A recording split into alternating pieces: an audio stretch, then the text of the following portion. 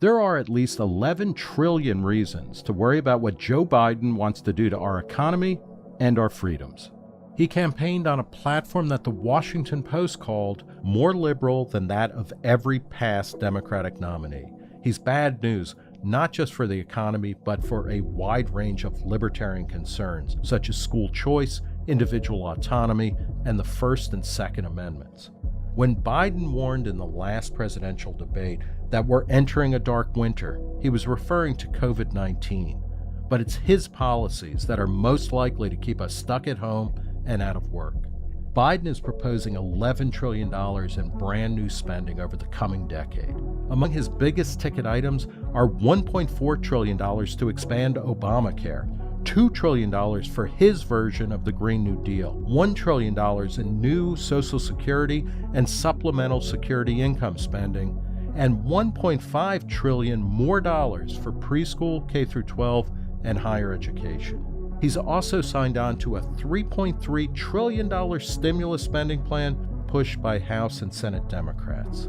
That all comes after nearly $7 trillion in federal spending this past year, up from a then record $4.4 trillion in 2019. To pay for this new largesse, Biden has laid out $3.6 trillion in tax hikes over the coming decade, resulting in what the Manhattan Institute's Brian Riedel calls the largest permanent tax increase since World War II. But Biden's spending plan as laid out in his campaign is so out of control that he would still manage to increase the national debt by about $5.6 trillion by 2030, according to the Committee for a Responsible Federal Budget. Just as scary are Biden's seemingly infinite promises to push new government controls into virtually all aspects of our lives. He wants to repeal Section 230, the law that protects online platforms from legal liability for speech generated by users. And he wants to take a really hard look at breaking up tech companies, especially Facebook. He's called for an end to federal funding for charter schools and the reinstatement of ineffective assault weapons bans and countless other gun control measures.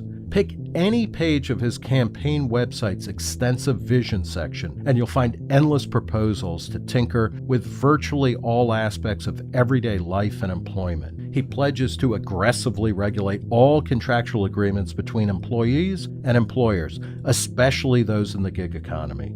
And he wants to establish an environmental and climate justice division within the U.S. Department of Justice.